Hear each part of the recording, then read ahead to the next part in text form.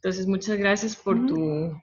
por tu tiempo para ofrecernos esta conferencia de este tema que llevas bastantes años trabajando y que sin duda es una oportunidad para, en este caso, los estudiantes del taller de salida Urbanoscopio, que es en el marco en el cual también estamos organizando esta charla, ¿verdad? Para los estudiantes que están trabajando esta temática. Entonces, bueno, bienvenida. Ojalá la próxima vez te podamos tener en presencia y no solo virtual. Ojalá puedas venir algún día a Sería fenomenal. acompañarnos. Y te doy la palabra entonces, Sonia, para que puedas hacer una pequeña introducción y presentación del trabajo. Muchas gracias, Helga, y muchas gracias por la invitación, que la verdad que me hace mucha ilusión pues, esta oportunidad para, por un lado, compartir con vosotros, ¿no?, lo que ha sido mi investigación, que empecé como trabajo final de máster y que después continué como doctorado, y bien eso, escuchar pues, lo que estáis vosotros trabajando en vuestro taller alrededor de este concepto, ¿no? Que para mí eso va a ser quizás desde mi punto de vista lo más interesante para mí, claro, porque es un momento en el que aprendo de vosotros. Entonces, bueno, como Helga dijo, yo soy profesora titular de la Bartlett School of Planning, hice el máster en Madrid, en la Universidad Politécnica de Madrid, y después me fui a Londres por circunstancias de la vida y bueno, pues allí me quedé. Y aprovechando que me iba a quedar allí por una larga temporada, decidí hacer allí mi doctorado sobre este tema de los vacíos urbanos. Y luego tuve la suerte de que salió una plaza en el momento adecuado y pude quedarme ya en el departamento.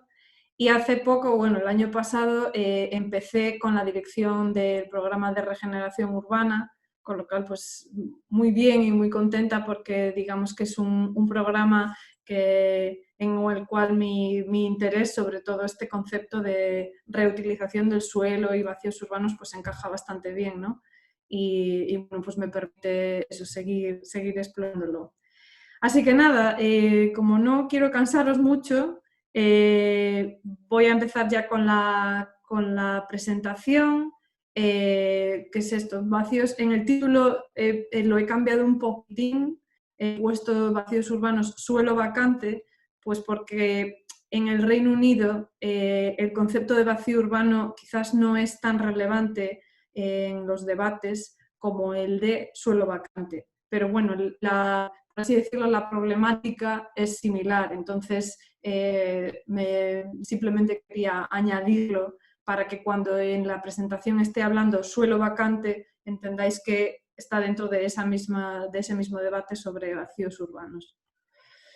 Y esta es una foto del primer vacío urbano que fue el origen de todo lo que vino después, ¿no? Esto es en Madrid, en el Gran San Blas, un barrio periférico de la zona noreste de Madrid, y que visitamos durante mi máster con uno de los profesores del departamento, y fue allí cuando yo empecé a pensar sobre el tema de vacíos urbanos como un tema de investigación, y fue precisamente el profesor Ramón López de Lucio que nos llevaba de ruta por estos barrios periféricos y nos dijo que si alguien sabía las razones por las cuales ese espacio, que es un espacio central dentro de un barrio que se construyó hace más de 50 años en Madrid, el barrio está completamente consolidado y sin embargo este espacio en el 2009, cuando yo hice esta foto,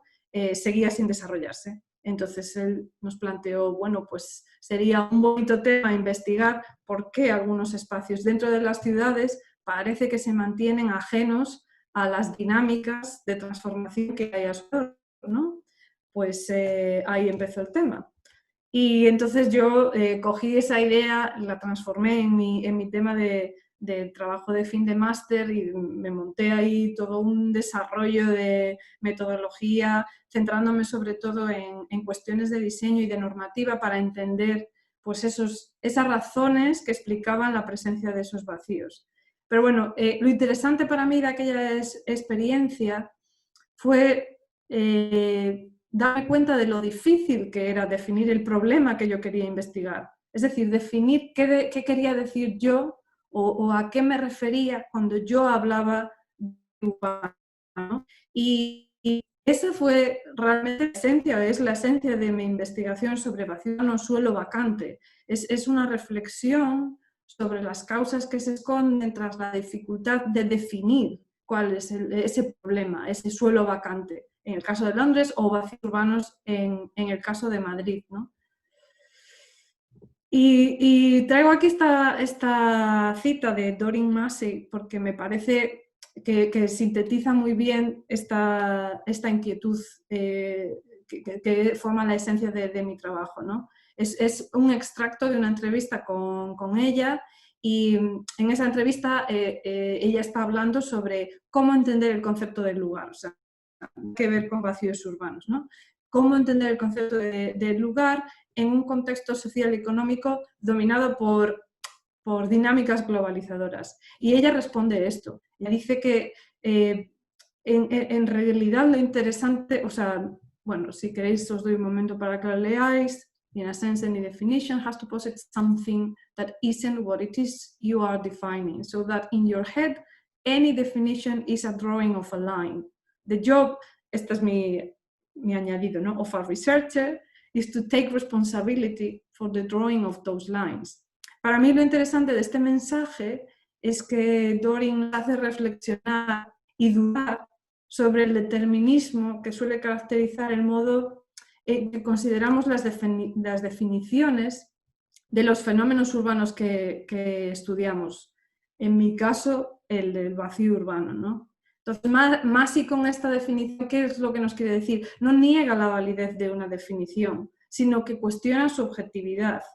Ella sugiere que las definiciones son un producto de nuestra mente y por tanto responden y representan a una realidad subjetiva. Es decir, hay algo de objetivo porque tú estás intentando definir algo real, pero también esa definición lleva algo de cómo uno entiende ese fenómeno, de cómo uno ve el mundo que le rodea. Y para mí eso es lo interesante de esta frase, ¿no? Y, perdón. Y eso es precisamente, como decía antes, la esencia de lo que fue mi trabajo sobre suelo vacante en Londres, ¿no? Esa subjetividad de la definición que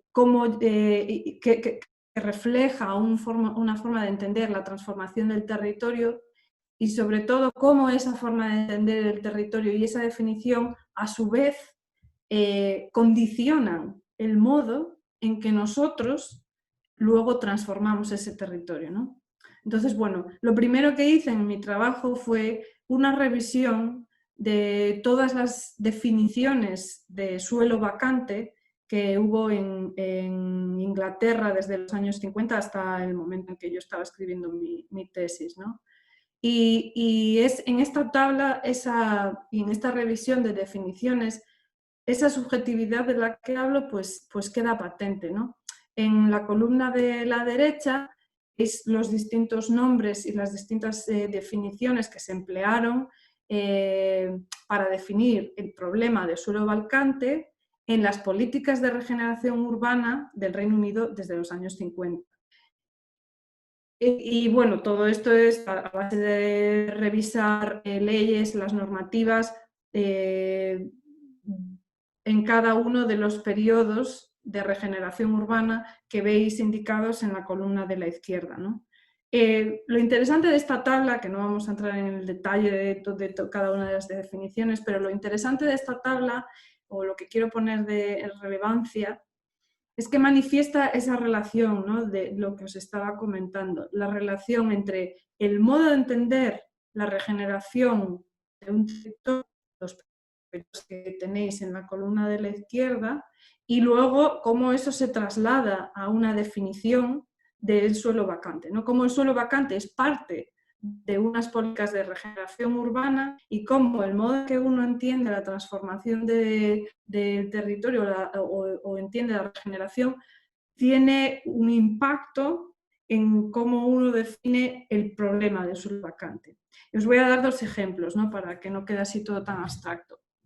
El primer periodo que veis en la columna de la izquierda, que se denomina State-led Regeneration, estaba caracterizado por una situación de declive industrial generalizado tras la Segunda Guerra Mundial. Entonces, la combinación de ese declive de industria en todo el país, junto con el impacto de los bombardeos de la Segunda Guerra Mundial, pues generó este paisaje que veis en la imagen en la mayor parte de las ciudades del Reino Unido, ¿no? Y entonces, en este contexto, el Estado decidió emprender un ambicioso programa de recuperación física de todos estos sitios, con la idea de que a través de la recuperación física del espacio se generaría una recuperación social y económica, ¿no? Entonces, ese era el modo de entender, así decirlo, en aquel periodo, la regeneración urbana. Lo físico, la recuperación de lo físico va a dar lugar a una recuperación física y económica. Y en consecuencia, esta es la primera definición que podemos encontrar sobre suelo vacante, que en el primer tipo de suelo vacante de ese periodo es lo que se denominó derelict land. Y esa definición pone en énfasis la dimensión física de ese problema, por así decirlo, y se centra en eso, en el nivel de ruina perceptible, ¿no? Entonces dice que derelict land es aquel territorio que está tan dañado por la actividad industrial u otro desarrollo que es incapaz de generar otro uso beneficioso sin ningún tipo de intervención, ¿no? Entonces, pues en ese sentido vemos la conexión entre la forma de entender la transformación del territorio y una definición. La subjetividad de esta definición se pone sobre todo en manifiesto cuando el Estado, una vez define cuál es el tipo de terreno que quiere transformar, cuando el Estado decide inventariar la cantidad de derelict land que existe, ¿no? Entonces, para estimar el coste de recuperación del que estamos hablando. Y lo curioso es que los inventarios que recibe el gobierno central de derelict land que existía en los distintos ayuntamientos a través del país son muy diferentes. Cada uno de los topógrafos municipales hace unos inventarios en base a unos criterios distintos, porque lo que es el nivel de daño, ese landsoil damage, el nivel de daño no está indicado en ningún sitio en la definición. Queda a la decisión del topógrafo, de la gente que va al campo a hacer esos inventarios, decidir qué es un daño suficientemente importante como para que un terreno se considere derelict land, ¿no? ¿Qué pasó? Que aquellos ayuntamientos más pobres y con menos recursos económicos produjeron unos inventarios con una cantidad de derelict land mucho mayor que los otros ayuntamientos que tenían más recursos económicos, porque eso les permitía acceder a más fondos del gobierno, por así decirlo. Entonces, bueno, en este ejemplo veis cómo una forma de entender la regeneración urbana afecta a una definición y esa definición a su vez afecta el modo en que se transforma, ¿no? Y lo que pasa, por así decirlo, a nivel de suelo, ¿no? en lo material. Y esto sucede también en el momento actual, ¿no? El modo en que se define actualmente el suelo vacante sigue reflejando esas políticas de regeneración urbana del momento. Este Silvertown Quays es un suelo vacante que está en los Royal Docks, al este de Londres. Y este espacio, del que hablaré más adelante porque es uno de los sites que escogí para mi investigación, está clasificado como Brownfield Land, que es el término actual que se utiliza para hablar de suelo vacante, ¿no? Entonces, ¿cuál es la definición de Brownfield Land? Es esta. es land which is or was occupied, o sea, un territorio que está o estaba ocupado por una estructura permanente, incluyendo el territorio de alrededor, y bueno, o sea, la definición es más larga, pero bueno, ya no la incluí entera.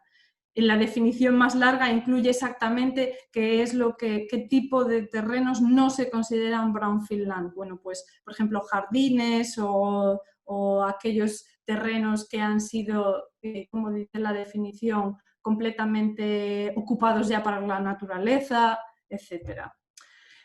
Lo interesante de esta definición, si uno reflexiona sobre ella, cuando lees entre líneas en esta definición, te das cuenta de que en realidad lo puedes aplicar a cualquier tipo de terreno. Es decir, cualquier tipo de suelo en la ciudad podría ser considerado como brownfield land. Cualquier tipo de suelo está o ha estado ocupado por una estructura permanente.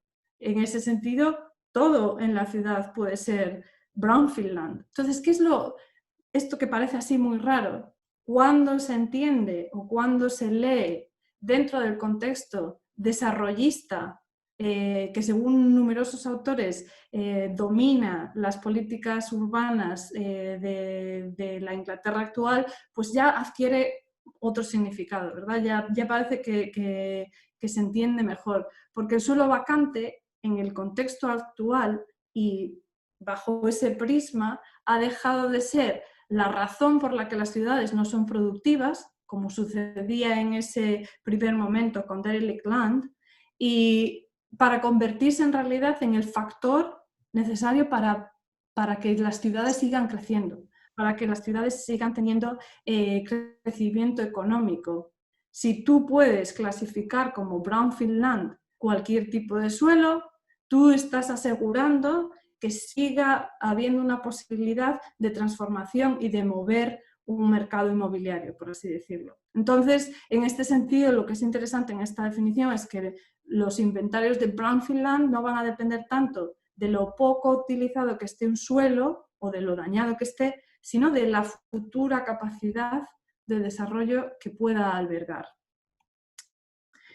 Y otra vez la sujeción de esto, ¿no? Se vuelve parte cuando uno quiere cuantificar cuánto hay de brownfield land en estos momentos. Entonces traje aquí, son las portadas de dos informes que se hicieron por diferentes organizaciones que intentaban precisamente eso, hacer un inventario de todo el brownfield land que existía en Inglaterra en 2018.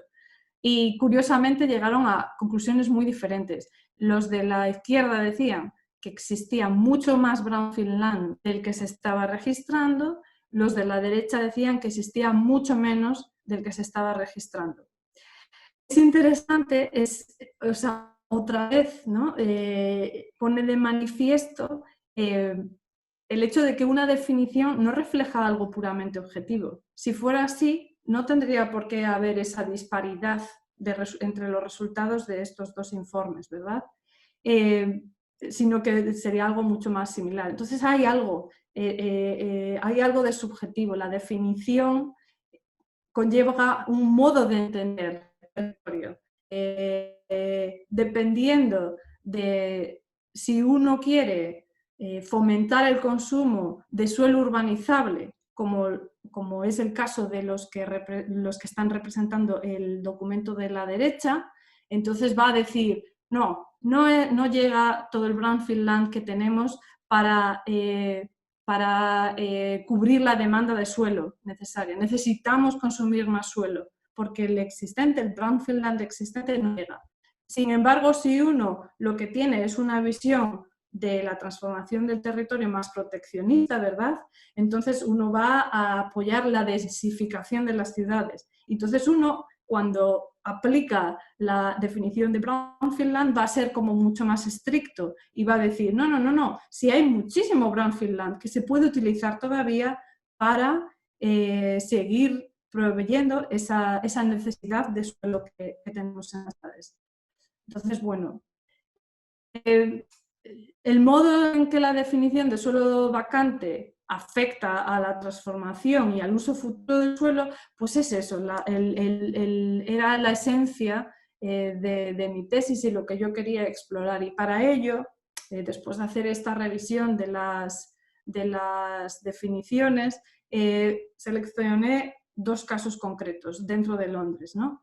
El de Battersea Power Station, que está aquí en Wandsworth. No sé si veis mi ratón en la pantalla. No, ¿verdad? Es igual, bueno.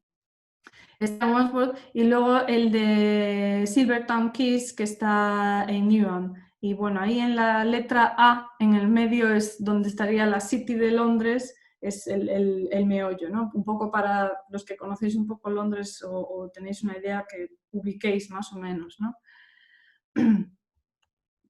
Este es el Battersea Power Station, que está ahí indicado con esa línea roja y forma parte, está situado justo enfrente del famoso barrio de Chelsea, ¿verdad? Que es una de las zonas así pudientes de Londres. Lo que es curioso es que estando en una zona, justo enfrente de una zona tan afluente, tan pudiente, en el lado donde está en medio de toda una serie de usos industriales y por detrás una gran masa de viviendas sociales, que es el número 8 que tenéis ahí en la pantalla, el 8 y el 7. Son 2 grandes barrios de vivienda social. El site tiene un tamaño de unas 17 hectáreas y forma parte de lo que se llama un gran área de oportunidad del Plan de Londres, que es el Vauxhall Nine Battersea Opportunity Area, que es un área, es toda esa franja que veis al lado del río, entre esa línea de tren y el río, y es un espacio enorme que está definido en el Plan de Londres así, como área de oportunidad, ¿no? Toda esa zona solía estar cubierta de usos industriales y actualmente está clasificada como uso mixto, es decir, que puedes utilizarlo para residencial o para oficinas o para cualquier otra cosa. Y es uno de los motivos por el cual se está produciendo toda esa transformación. Este es el aspecto del site justo antes de que empezase su transformación a principios de 2013. Yo no sé si hay algún fan de Pink Floyd y entre la audiencia, entonces reconoceréis esta estación térmica que aparecía en uno de los discos de Pink Floyd, de Animals, ahí con el cerdo volando. Y pues bueno, es este. Es un edificio que ha sido, aparte de muy famoso porque porque se ha asociado a diferentes películas y bandas de música, pues el perfil en esta zona de Londres, el perfil de la ciudad era bajo y entonces estas torres han destacado siempre mucho en ese skyline de la ciudad, ¿no? Entonces, bueno, es como una especie de landmark dentro del paisaje de la ciudad de Londres. Esta era una antigua central de energía que se cerró definitivamente en 1983 y desde ese año estuvo sin uso, es decir, estuvo así durante más de 30 años. Entre otros motivos, las razones por las que ese espacio ha estado así durante tanto tiempo eran la falta de conectividad con el centro, a pesar de que estaba pues, enfrente de una zona céntrica muy pudiente, la conexión con el otro lado de la orilla era difícil. Lo que veis aquí es un puente, pero para trenes. Realmente no había, el puente más cercano tampoco era viable para coches, era para fundamentalmente peatones. Y luego además este espacio, como dije antes, está en medio de un mar de usos industriales que solo ahora ha empezado a cambiar, con lo cual cualquier propuesta de desarrollo ahí no llegaba a cuajar. Y el problema de la estación en sí, ¿no? De esta central térmica que estaba en un mal estado y que por tanto significaba una inversión de dinero muy grande. Y luego ya simplemente, bueno, eso, los barrios de vivienda social que veis ahí al otro lado del site hacia el fondo. Vale. esto es lo que quieren plantear o lo que se está construyendo actualmente. Los dueños actuales de este espacio son un consorcio de compañías malayas, entre las cuales está uno de los mayores fondos de pensiones del mundo. Es decir, este suelo vacante es de titularidad privada. Y entre otras cosas, el desarrollo de este suelo va a contar con una nueva estación de metro, con una nueva línea de metro, con unas 3.000 viviendas, las que solo un 10% estará dentro de algún régimen de protección. Y va a generar unos 15.000 puestos de trabajo asociados a usos de oficina, a usos comerciales y de hotel. Y el tema de la vivienda social, quiero hacer hincapié en él, debería haberlo mencionado quizás al principio, es bastante importante porque en el momento actual, en el Reino Unido y en Londres en particular, se dice que estamos sufriendo una crisis de vivienda asequible. Es decir, se construye vivienda, pero el precio de esa vivienda está fuera del alcance de la mayor parte de la gente que vive en Londres. Existe en el planeamiento un requerimiento para cada desarrollo nuevo que se haga tenga que incluir un porcentaje de vivienda social. Pero en este caso, los dueños del terreno más o menos se las apañaron para reducir eso a unos niveles que están muy por debajo de lo que es el límite requerido para la extensión de Londres. Vale. Este es el otro site. Este es Silvertown Quays, como os comentaba antes, es lo que está indicado con la línea roja y está en lo que es el complejo de los Royal Docks, que está en el este de Londres. Ahí con la letra B, que no sé si la veis bien en la pantalla, he indicado la presencia del London City Airport. No sé si alguno de vosotros conocéis Londres, pero bueno, para daros un poco el contexto, ¿no?, de dónde está este sitio. Eso es London City Airport y lo que está indicado ahí con la letra A es el Excel Center, que es un espacio de convenciones enorme que se utiliza, entre otras cosas, para el Comecom y cosas así. Este site, el de Silvertown Quays, el de la línea roja, es más grande que el de Battersea Power Station, tiene unas 27 hectáreas y toda esta zona, todos estos docks que están ahí indicados, el Royal Victoria, el Royal Albert, el King George Dock, forman parte de otro área de oportunidad dentro del Plan de Londres que se llama el Royal Dock Beckton Opportunity Area. Todo este área está en proceso de transformación, pero todavía no está tan desarrollado como el caso anterior que os había enseñado. Esto es una lista de ese site y lo que os quiero indicar aquí es en la parte inferior del site, veis así como una serie de pues, pequeñas naves y tal. Este site, a diferencia de Battersea Power Station, tiene todavía, o tenía cuando yo estaba haciendo mi investigación, 3 negocios industriales pues, que todavía estaban en operación.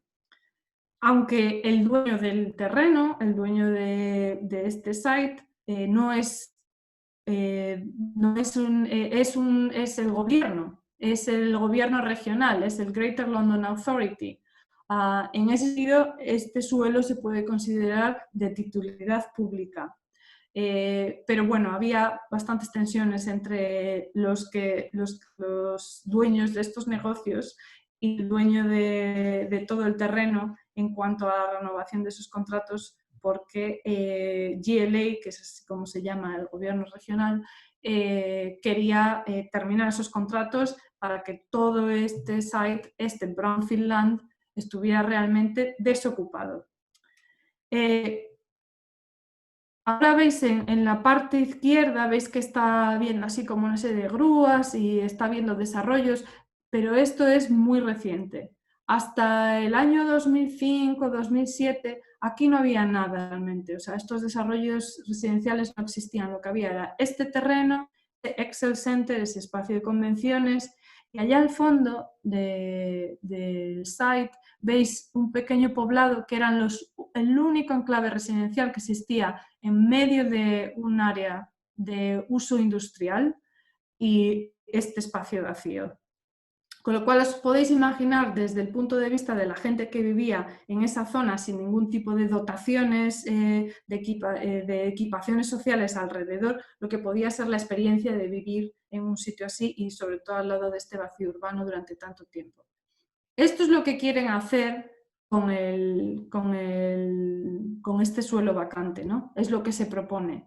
O sea, de una alta densidad, quieren desarrollar unas 3.000 viviendas. En este caso, sí están más cerca de lo que es el requerimiento del Plan de Londres en cuanto a la provisión de vivienda en régimen de protección. La idea es que aquí se desarrolle un 35% de toda la vivienda tenga algún tipo de régimen de protección, ¿no? En comparación con el 10% del otro caso. Es bastante una gran diferencia. Aquí también lo que van a desarrollar o lo que tienen pensado desarrollar es unos 20.000 puestos de trabajo asociados a los distintos tipos de uso que hay en este futuro desarrollo. Oficinas, restauración, hotel, centros que le llaman experiencia de pabellón, de marcas, etc.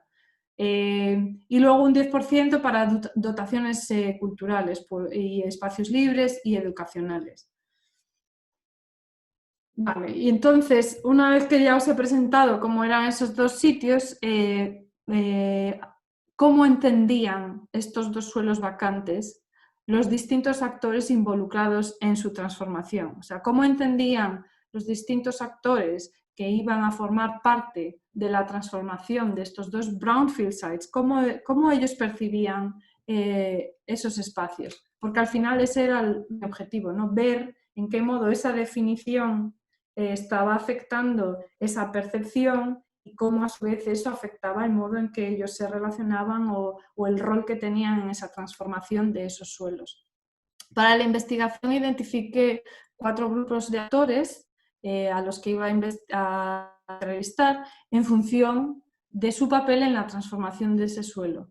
Pues por un lado, lógicamente, están los landowners, o sea, los propietarios del suelo, que como dije, en un caso son el consorcio malayo, es decir, titularidad privada, y en otro caso está el Greater London Authority, es decir, titularidad pública. Y luego también está el otro grupo de actores relevante, eran lo que yo llamé los afectados, ¿verdad? Que son aquellos actores que no tienen un papel directo en la planificación de esos suelos, pero que sí van a sufrir lo que pase con esos suelos, pues porque viven alrededor o porque trabajan alrededor de esos espacios, etc.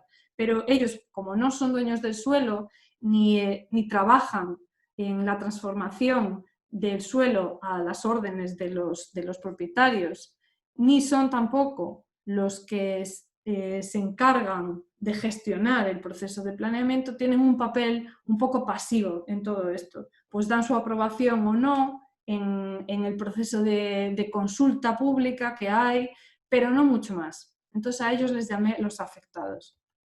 Y luego están lo que llamé los reguladores, que son pues aquellos que se encargan de gestionar ese proceso de planeamiento, pues el de los ayuntamientos, a nivel regional dentro del GLA y a nivel estatal también, etc. Y luego están lo que llamé los mediadores, pues que serían todos aquellos grupos de consultorías que trabajan preparando el plan parcial o el plan general para los master plans, para estos dos nuevos sites, pues todos aquellos expertos que dan consejos sobre qué hacer, qué no hacer, cómo es el mejor modo de aproximarse a esta transformación de estos suelos, etc.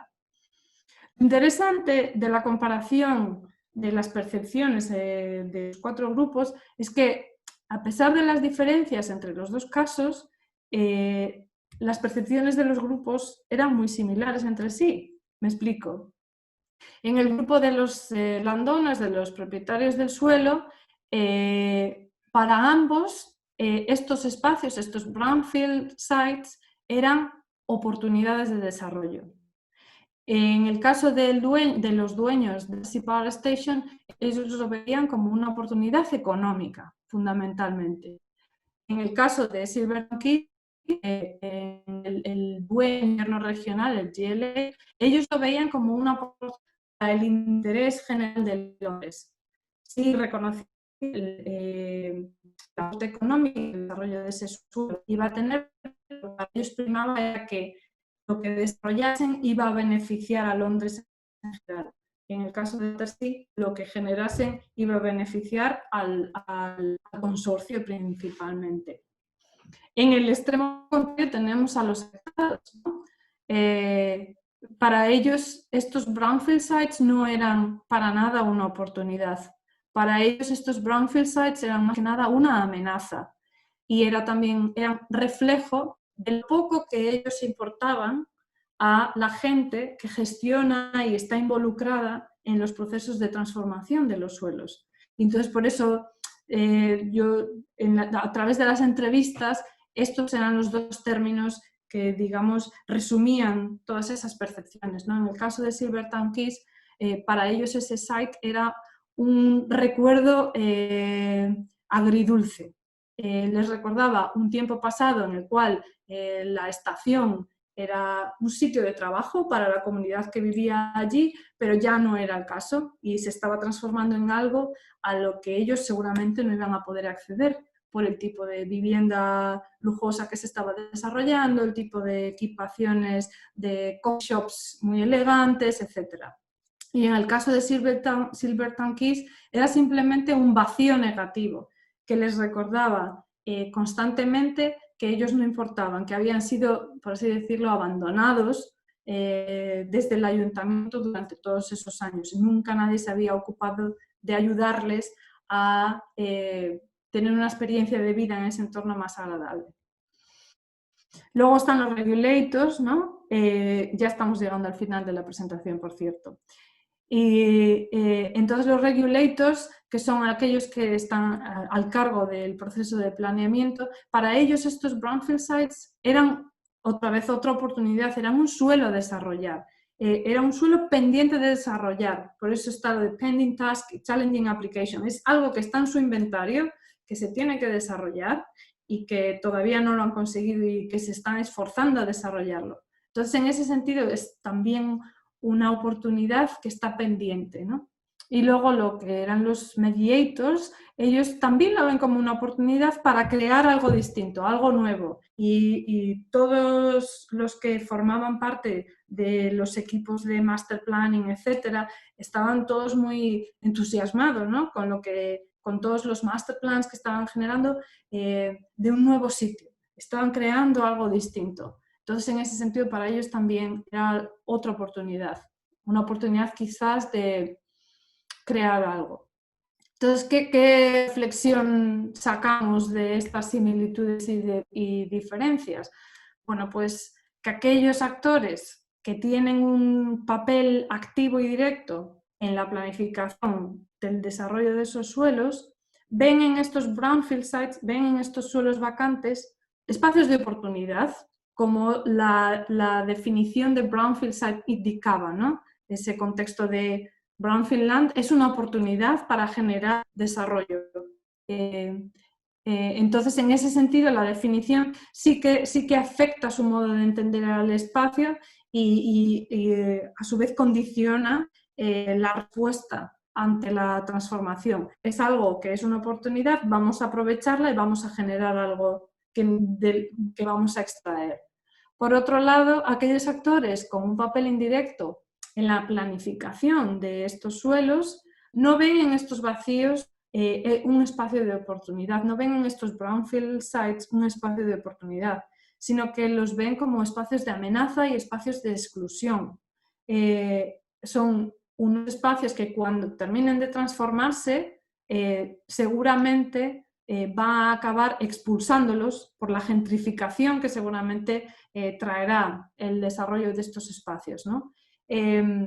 Para este grupo, para los afectados, la definición de brownfield land les es ajena, en parte por el rol pasivo que tienen dentro de todo el proceso de planeamiento y en parte también por su experiencia de vida directa, de vivir años y años al lado de estos espacios vacíos. Y de este modo la experiencia negativa y esa falta de agencia sobre el proceso de transformación condiciona el modo en que ellos imaginan el futuro y el modo en que ellos se ven en relación al futuro de esos espacios. Y ya por último, bueno, pues es simplemente volver a repetir lo mismo. O sea, espero con estos casos, yo lo que quería era que os quedaseis con la idea de que el modo en que pensamos sobre el territorio pues importa, ¿no? Pues porque afecta el modo en que planteamos e imaginamos su transformación y su uso. Entonces, cuando pensamos en vacíos urbanos y en suelos vacantes como una oportunidad, pues debemos plantearnos a la vez quién queremos que se beneficie de esa oportunidad para poder plantear su transformación del modo en que consigamos el resultado esperado. Y en el caso de estos dos suelos, pues la oportunidad fundamentalmente ha sido para los dueños de los suelos y no tanto así para las comunidades que han vivido durante tantos años al lado de esos vacíos. Y bueno, yo otra vez, Doreen Massey, yo creo que lo explica de una forma muy, muy sintética y muy bien, ¿no? Como el modo en que pensamos sobre el espacio importa, porque eso afecta nuestro entendimiento del mundo, nuestras actitudes y nuestra política, ¿no? Y bueno, pues ahí lo dejo. Y perdón si me he alargado demasiado. Muchas gracias, Sonia. Definitivamente me parece muy interesante tu atención al hecho de que la forma en que se denominan a estos espacios influye en las oportunidades de desarrollo que tenemos. Y justo en el taller, al inicio de este ejercicio, tuvimos esa discusión, ¿verdad? ¿Cómo llamarle a estos espacios? Si vacíos urbanos, si bordes, si suelos vacantes, si espacios de oportunidad. Ahí, de hecho, los dejamos sin nombre por ahora. Entonces, bueno, primero agradecerte y voy a abrir el espacio para que la gente, si tiene alguna pregunta, puedan hacerla en este momento. Si me voy a abrir un momento la ventana porque estoy, como puedes observar, muy... Espera un momento. Claro, no te preocupes. Si alguien quiere preguntar, les agradecería si escriben en el chat para que podamos como darle un orden. Entonces, si alguien quiere hacer alguna consulta, Sonia, si por favor puede ponerlo en el Zoom, en el chat, y así podemos irles dando espacio en orden a cada uno de ustedes.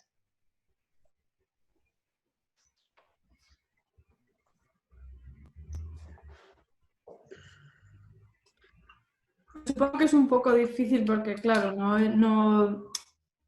he explicado el contexto de Londres, de Planeamiento, entonces resulta todo un poco acá, ¿no? Pero bueno, si queréis contarme también cosas sobre algo que no hayáis entendido o que queráis que os cuente más de cómo funciona el planeamiento en Londres o algo así. Ok, Natalia tiene una pregunta. Natalia, por favor, adelante. Sí, hola. Voy a encender Hola. el video. Hola, bueno, mi nombre es Natalia Bonilla. Yo soy arquitecta y planificadora urbana y me egresé de la Escuela de Arquitectura de la UCR, Costa Rica. Y he vivido también en ciudades en Reino Unido, en Cardiff y Glasgow específicamente. Entonces, y conozco un poco de Londres, entonces más o menos tengo como una idea de cómo funcionan las ciudades. Es que a mí no me quedó muy claro al principio, como que explica mucho estos vacíos, empieza con ejemplos en la periferia de la ciudad y después los ejemplos que da son dos casos específicos que además los dos tienen un waterfront y son un resultado postindustrial de la historia británica. y que además tiene hasta cierto punto hasta un desarrollo que ha estado abandonado, como es el primer caso que tiene este centro, creo que entendí, de energía o algo así. Y que pues obviamente por esa misma historia y por el waterfront y todo el potencial que tienen, son de mucho interés de oportunidades. Pero yo quisiera saber, o sea, como empezando por cómo es que, porque no me queda claro cómo es que brincó de un, o no sé si será el mismo concepto, pero este concepto vacío periferia a estos espacios postindustriales, y si existe la misma oportunidad en ambos espacios.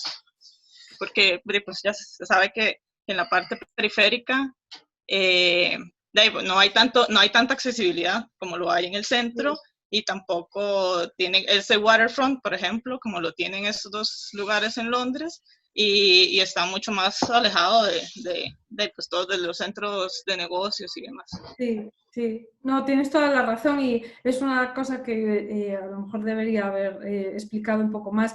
Cuando yo empecé con mi tesis, como había hecho el trabajo de fin de máster en Madrid, con ese concepto de vacíos urbanos, mi idea original era hacer una comparativa entre Madrid y Londres, pero lo tuve que dejar precisamente por la diferencia de ese concepto en dos contextos muy diferentes, ¿no?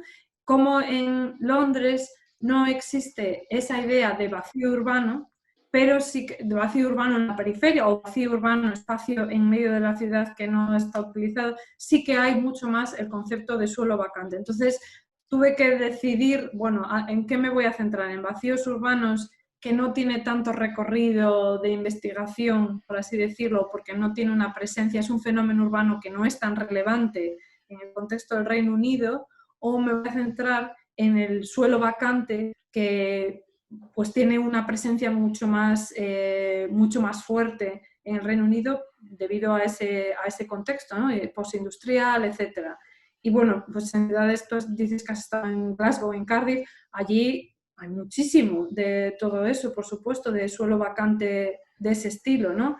Y digamos que seguramente mucho más difícil de desarrollar que en el caso de Londres, pues porque tienen una realidad de mercado muy diferente a lo que es el caso de Londres. Entonces sí, tienes toda la razón, o sea, no es que sean comparables porque atienden a contextos diferentes. Lo que me interesaba o el motivo por el cual hablé de los dos es porque en ambos casos mi mayor problema era este tema de definir ese fenómeno urbano, ¿no? ¿Qué es vacío urbano? ¿O qué es un suelo vacante? Y es cuando uno empieza a intentar definir el problema para acotarlo y delimitarlo, cuando empiezas a ver cómo esa dimensión subjetiva de una definición. Y es algo que a mí me llamó la atención quizás mucho porque por mi formación como arquitecta, ¿no? Que estamos acostumbrados a dibujar, todo es como muy objetivo, las líneas, todo es muy preciso, cuantificar, y de repente descubres que esa definición tiene otro mundo que no es lo que tú dibujas, tiene un sustrato social, un sustrato económico que no está así tan visible como esa línea que uno dibuja, ¿no? Entonces, y que hay que tener en cuenta y que influye en el modo que se definen las cosas y que influye en el modo en que después pensamos en el futuro de esas cosas. Entonces, por eso traje los dos. Tienes toda la razón, son completamente distintos, pero los traje para decir, pues mira, este fenómeno en Madrid y este fenómeno en Londres, que son diferentes, tienen un punto en común, que es el problema de la definición. Y como en ambos casos, definirlo depende mucho también de cómo uno entiende la transformación del territorio. Eso es como, digamos, las gafas que te pones para entenderlo va a hacer que lo veas de un modo u otro. No sé si más o menos responde a tu pregunta. Sí. No sé. Y también concuerdo y también quiero aprovechar para felicitarlo. Me pareció muy buena la presentación. Creo que no le dije al principio. Pero sí, entiendo. Y también sé lo difícil que es cuando uno empieza con una idea y termina desarrollando otra, pero sí, creo que me parece eso interesante, la falta de definición y también lo que cuesta, porque no existen herramientas, por lo menos representacionales, para los lugares que se pueda comparar, digamos, su desarrollo socioeconómico. Es como muy difícil plasmarlo a la hora o sea, eso es un tema muy complejo y siento que lo presentó muy bien. Muchas gracias. Nada. Gracias, Natalia. Jorge, adelante.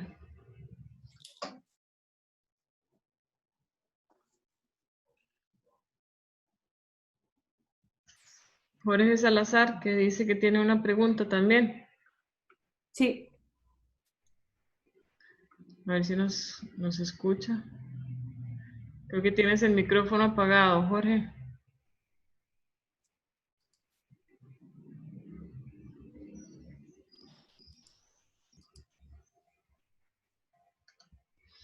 Ok, bueno, no. ¿Alguien más que quiera hacer alguna pregunta, que tenga preguntas?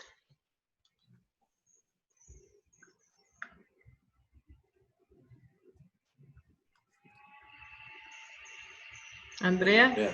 Sí. Hola, yo quería preguntar como qué rol en Londres tenía el ayuntamiento, municipalidad, no sé cómo se llama, en la toma de decisiones de qué va a pasar con estos vacíos o espacios de oportunidad. Porque los dos ejemplos, como usted bien lo explicó, los dueños son los que se benefician y no las comunidades que se encuentran a los alrededores.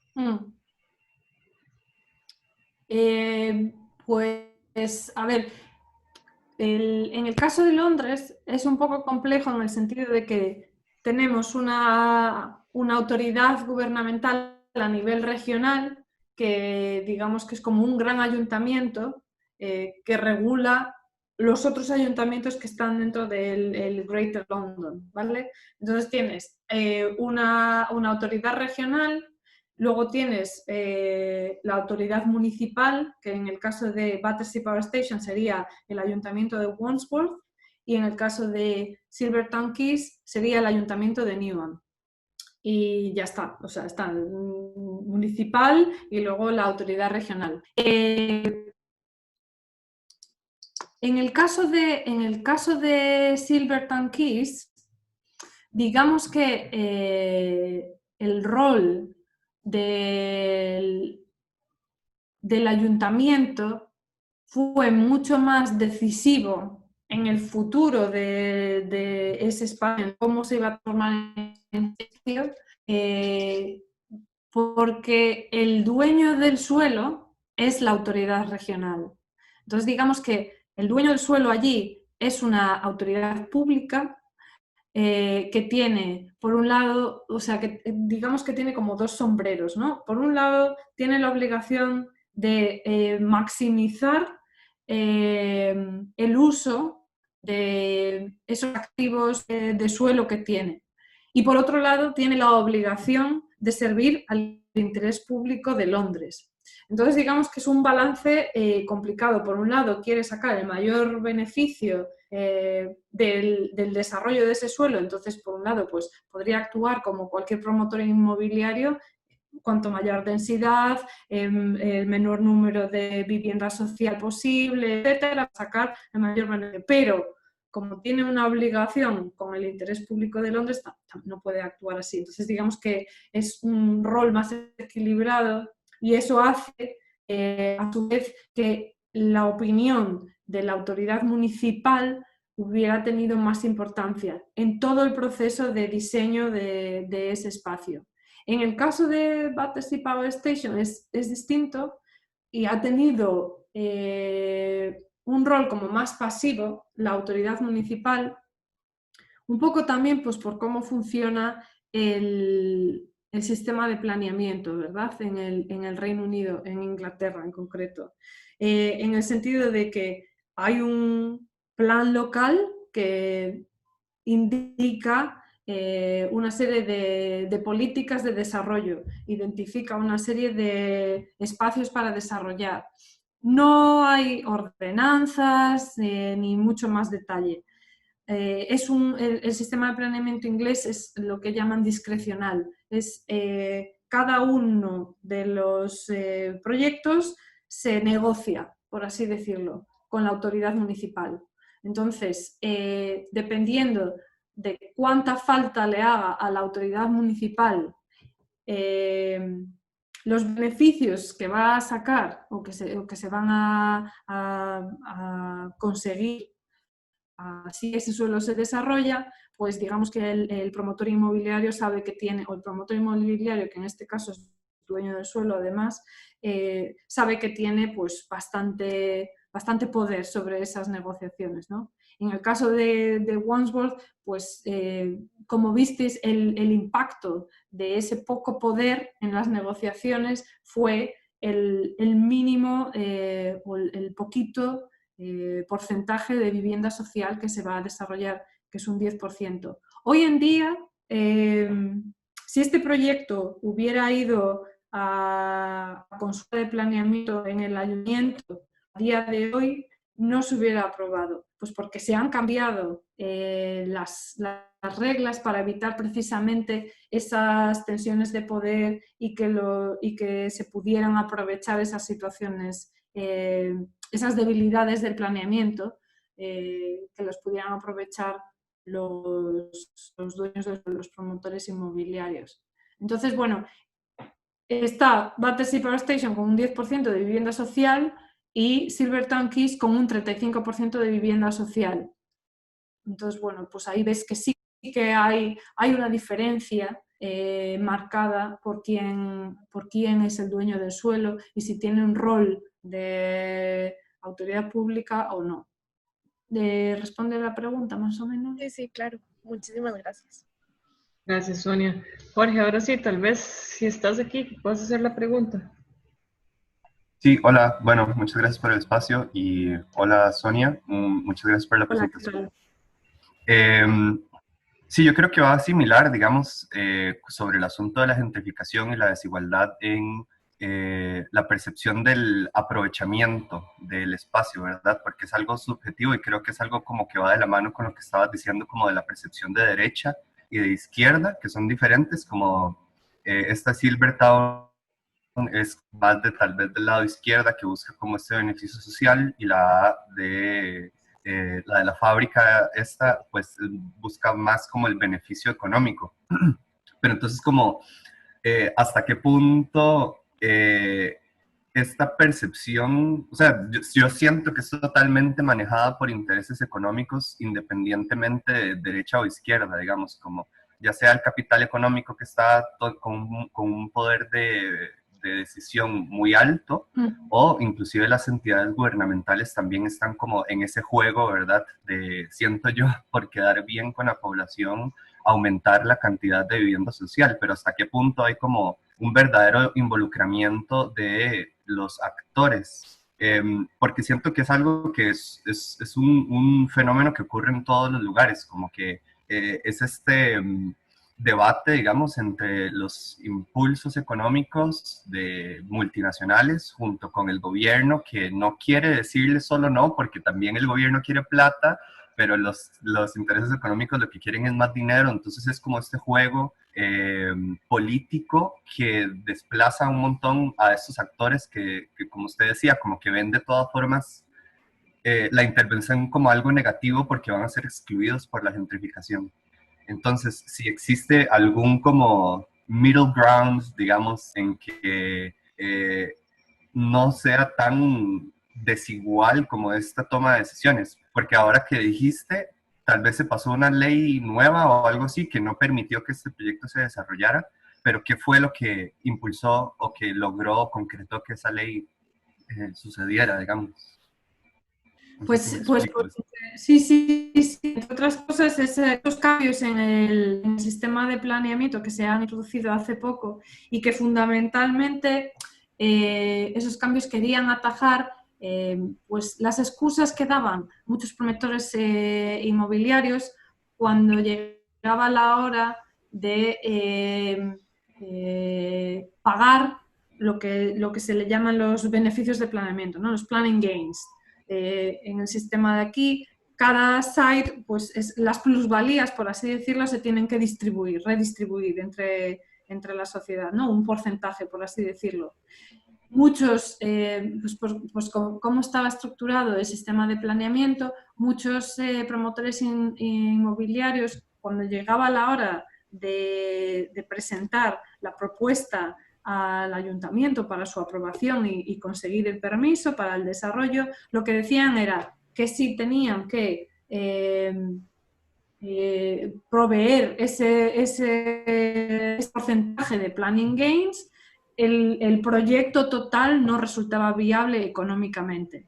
¿Y qué pasó? Que como los ayuntamientos tenían una falta de recursos humanos preparados o sea, con los conocimientos de conceptos de promoción inmobiliaria y económicos suficientes para escrutinar esos cálculos y esas propuestas que les presentaba el promotor inmobiliario, pues entonces digamos que, sobre todo al principio, se fiaban de lo que les decían y entonces se reducían esos planning gains. Bueno, como ha habido numerosos casos en ese sentido y se ha demostrado después la mala fe de esos promotores, porque lo único que estaban intentando era incrementar todavía más su beneficio, etcétera, ha resultado en ese cambio en el sistema de planeamiento para evitar precisamente eso.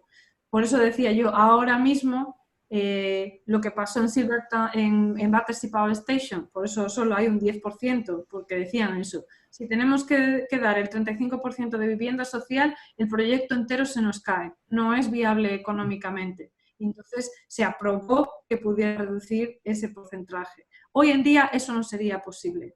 Entonces, bueno, digamos, es una lucha, es una batalla que se ha ganado, ¿verdad? Y que en ese sentido protege el interés general, ¿no? Se protege que la plusvalía que se genera a través de un proceso de transformación se distribuya de una forma más justa entre la sociedad, ¿no? Pues ese es el objetivo. Luego está la parte de participación de la comunidad, que realmente es, a ver, si lo comparas con otros contextos, ahora yo estoy pensando, por ejemplo, si lo comparo con el contexto español, allí a las comunidades se le da la posibilidad de tener una voz más activa, ¿vale? Porque antes de que se presente el master plan para su aprobación, digamos que el promotor inmobiliario se espera de ellos que haga consultas vecinales, que pida opinión de los vecinos para saber qué es lo que quieren y qué es lo que no quieren, para ver cómo pueden ellos incorporar todo ese feedback en su master plan y tal. La idea es que recojan ese feedback de la comunidad, lo incorporen en su master plan para dar, por así decirlo, respuesta a esas peticiones de la comunidad. Esa es la teoría, pero luego la práctica es otra, ¿no? Y entonces lo que me decían los entrevistados en ambos casos además es que sí, ha habido todos esos procesos y ha habido unos planos preciosos a los que nosotros íbamos y entonces podíamos poner post-its diciendo pues yo quiero esto aquí, yo quiero esto allá, y luego había entrevistas de uno a uno y tal y cual. Decían, nosotros fuimos a todo eso, yo no sé qué ha pasado con todo eso que les hemos dado. No hemos visto realmente que nada de lo que les dijimos que queríamos vaya a estar ahí. Entonces, digamos, sí hay una especie de, en teoría, un formalismo de consulta, de realmente darle más oportunidad a las comunidades, de tener una parte más activa en la creación de ese nuevo espacio, pero a la hora de la verdad las necesidades reales y lo que realmente la gente quiere ver allí no se ha traducido en los master plans. Se ha hecho mejor en Tanquis que en Battersea Power Station, pero la comunidad sigue sintiendo que no refleja exactamente, que tenían unas ideas muy claras de lo que ellos necesitaban y que lo que se está desarrollando va a ser muy bonito, va a ser mucho mejor que el espacio vacío que había allí, va a traer mucho desarrollo económico, pero no va a responder necesariamente a sus necesidades. Yo siento que eso es algo que pasa en todos lados también, como acá, por ejemplo, en San José, la municipalidad está impulsando un proyecto llamado Ciudad Tecnológica y va como muy en esa línea como como de ocupar espacios vacíos, ¿verdad? Con la excusa del desarrollo económico, pero que al final tienen un impacto en la comunidad que ellos siento que no les importa, porque al final lo que quieren medir son los números de desarrollo económico y no como estas cuestiones más como cualitativas de la afectación de este tipo de proyectos en el espacio. Pero sí, o sea, a mí me queda algo como muy presente que me marcó demasiado, que fue una visita de esta autora que se llama Keller Easterling, no sé si has escuchado de ella, que No. habla como sobre las formas activas en contra de las formas objetuales, sobre todo desde nuestra perspectiva como arquitectos y arquitectas, en que yo siento que nosotros podemos tener una afectación directa en las formas activas, que quiere decir como estas piezas de código que arman la ciudad. Tipo, tiene más impacto de que nosotros podamos influir en cómo se pueden desarrollar esos proyectos, si se desarrollan o si no se desarrollan, que en sí en la forma objetual de cómo es el proyecto, me explico. Entonces, por eso me llama mucho la atención de que al final hayan tenido como este debate y no permitieran que el desarrollo se diera con este 10% de vivienda social, como que fue ese estira y encoge el que verdaderamente afectó el proyecto por allá. Sí. Pues mira, no conocía a esta autora, lo buscaré. Gracias. No sé, a mí cuando estaba haciendo esta investigación, constantemente estaba pensando en este artículo de Sherry Arnstein sobre lo que le llama The Ladder of Participation, que a lo mejor habréis visto, es como una escalera, ¿no?, en el cual ella describe distintos grados de participación de la comunidad en los distintos procesos de planeamiento. Y entonces empieza como por escalón más bajo, simplemente se le informa a la comunidad. Esto es lo que va a pasar. Ah, vale, muchas gracias. Y luego vas subiendo hasta el escalón más alto, en el cual es la comunidad la que realmente tiene el rol de desarrollar el proceso, de las ideas, de definir cuáles son el programa de necesidades, etc. Y en el medio estaría lo que, para mi forma de ver, es el caso de estos dos casos que os he presentado, que le llama tokenism. Entonces, se da la ilusión de participación porque realmente hay espacios para debate, etcétera, pero realmente el programa de necesidades o el programa de objetivos ya se ha decidido de antemano. Y lo que se hace es un proceso de validación con la comunidad, por así decirlo. Entonces, bueno, sí hay pequeños cambios que se incorporan, pero no necesariamente los grandes cambios las necesidades esenciales que la comunidad querría ver. Sonia, pregunta que si puedes repetir la cita o la referencia bibliográfica que dijiste. Sí. Sherry Arnstein. Te lo puedo enviar. Es de Participation Ladder, o de Ladder Participation. Os envío te envío la referencia y la puedes compartir. Ok, también preguntan que tienen una duda sobre cómo trasciende la titularidad del suelo para convertirse en esos espacios colectivos de los que hablas. ¿Cómo? No entiendo, no sé si entiendo la pregunta. Bueno, vamos a decirle a Alejandra que más bien tal vez no la diga en nombre de Dayana. Es que Dayana no puede conectarse, entonces fue la que la mandó. Vale. También nos están preguntando que si consideras que es posible desarrollar vivienda social y vivienda de alquiler en un mismo espacio.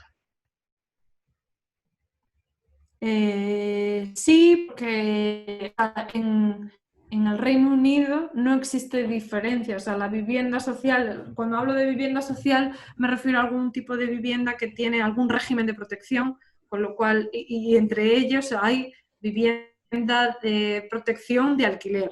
O Es que sea, tal vez perdón, Sonia, para aclarar nada más, es que aquí en Costa Rica no tenemos todos esos regímenes que tienen otros países como España o Inglaterra. Aquí en realidad las viviendas son subvencionadas y son propias, o sea, se les donan a los habitantes y es como el único régimen que tenemos. Pero en otros ya, países, digamos, para el resto de las personas oyentes, sí hay vivienda que está destinada, por ejemplo, a adultos jóvenes, otros a adultos mayores, otro a población de escasos recursos económicos, así hay como diferentes formas de subvencionar claro, parcialmente y hay también vivienda de alquiler. Entonces, que también le sí. pertenece al Estado, pero que se alquila con una subvención parcial del monto.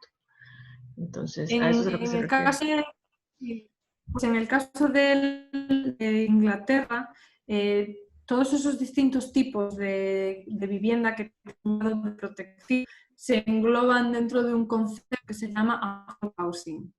Y dentro de affordable housing hay distintos tipos de affordable housing. Y hay muchos autores que dicen que el único tipo de affordable housing que es realmente affordable es el social housing, porque es la vivienda, especialmente en un sitio como Londres, donde el precio de las viviendas está completamente desbocado. Entonces, ellos dicen que el único tipo de vivienda que realmente es accesible a la gente en general, pero sobre todo a aquellas familias con muy bajo poder adquisitivo y que necesitan ayudas del gobierno para muchas otras cosas, pues es la vivienda social que está establecida en unos alquileres muy bajitos a la semana. Es de titularidad municipal y los inquilinos pagan un alquiler al municipio. Luego, en el extremo opuesto, dentro de affordable housing, tenemos otro tipo de vivienda que tiene un descuento del 20% sobre valor de mercado. O sea, existe un tipo de vivienda affordable por el cual tú pagas un 80% de valor de mercado. A lo mejor en una ciudad como Glasgow o Cardiff, como decían antes, oye, una reducción del 20% no está mal. En una ciudad como Londres, una reducción del 20% del valor de mercado es nada. O sea, yo no podría coger una de esas viviendas. Para mí es unaffordable completamente. Gracias, Entonces, Alejandro. Vos bueno, también tenías una pregunta, ¿verdad? Hola, sí. Hola. No sé, me queda la duda si plantear alguna resistencia a intervenir en estos espacios de esta forma, que no sé, que creo que no toma en cuenta tal vez a la comunidad o que genera gentrificación y demás. No sé si plantear resistencia sea más o menos perjudicial, al final quedan los espacios subutilizados, o no sé cuál posición tenés al respecto. Hombre, yo en las conclusiones que hice para mi tesis, claro, como ahí nadie me iba a pedir cuentas, pues yo dije mis conclusiones ideales y entre ellas eran que era necesario cambiar en el sistema de planeamiento la agencia que se le daba a las comunidades, que debería haber una consulta, no una consulta, sino un papel activo de las comunidades en la transformación de estos espacios. Es decir, que ese proceso que se hace como para darles la ilusión de que están teniendo una participación, que no estuviera en manos del promotor inmobiliario, porque ese es un factor fundamental, ¿verdad? Que en la legislación en Inglaterra, el responsable de esa consulta no es la municipalidad, sino que es el promotor inmobiliario. La municipalidad se tiene que mantener al margen de esa consulta. Entonces, digamos que ya empezamos desde un punto de partida un poco extraño, ¿sabes? O sea, sí, raro. Entonces la municipalidad simplemente va a recibir el informe que desarrolle el promotor inmobiliario sobre cómo consultó y habló y debatió con la comunidad. Yo lo que decía es que ese es un problema. Realmente debería ser responsabilidad de la municipalidad controlar y gestionar ese papel, esa consulta de la comunidad y realmente preguntarles, como me decía uno de los entrevistados en el caso de Silvertown Keys, él decía, si es que lo único que queremos es que nos pregunten qué queréis, nada más, que nos pregunten qué queremos. Y nosotros se lo decimos porque ya lo sabemos, pero nadie nunca en todos los procesos de consulta que se ha hecho han empezado diciendo, oye, ¿y vosotros qué queréis? Nunca nadie. Que es como una pregunta muy obvia, ¿no? Bueno, pues es una de las cuestiones que yo planteaba, ese cambio en el sistema de planeamiento. Claro, eso es en un mundo ideal, ¿no? O sea, es lo que a mí me gustaría y lo que yo creo que debería ser. Pero bueno, a falta de eso, pues no queda otra que organizarse las comunidades y ese es el problema, ¿no? Que ya entonces ellos tienen que organizar tiempo, dedicación, entender un sistema de planeamiento que a lo mejor no es tan fácil de entender, a lo mejor no tienen los conocimientos necesarios para revisarse esos documentos técnicos, etcétera. Entonces, bueno, en algunos casos y sobre todo en los casos donde las comunidades tienen bajo poder adquisitivo, suelen tener bajo nivel educativo, pedirles eso a las comunidades es pedirles demasiado a los pobres, ¿sabes? Es como, bueno, ¿y dónde está el rol de la municipalidad para apoyar el interés público? Entonces, bueno, las comunidades reconocían los beneficios de la transformación de esos vacíos urbanos, veían lo positivo, porque decían, bueno, al menos no vamos a estar al lado de un espacio vacío que la gente usa a veces como basurero, que a veces hay incendios, que puede ser peligroso por la noche, porque claro, no hay nadie y da miedo caminar alrededor de esos espacios. Entonces, en ese sentido, sí lo veían como positivo. Lo que no veían tan positivo o lo que les daba miedo era lo que esos nuevos espacios iban a ocasionarles a ellos, ¿no? Ese proceso de gentrificación que ellos veían venir y que porque ya habían visto en otras partes de Londres también. No sé, o sea, sí, no hay una respuesta muy positiva, me parece. Sí, igual es complejo, pero igual muchas gracias. Bueno, no, entonces Sonia, muchas gracias de nuevo. Te lo agradecemos muchísimo. No se me vaya nada más. Vamos nada más a despedir al resto de participantes externos al taller. Gracias a los demás también por participar. Gracias, hasta luego.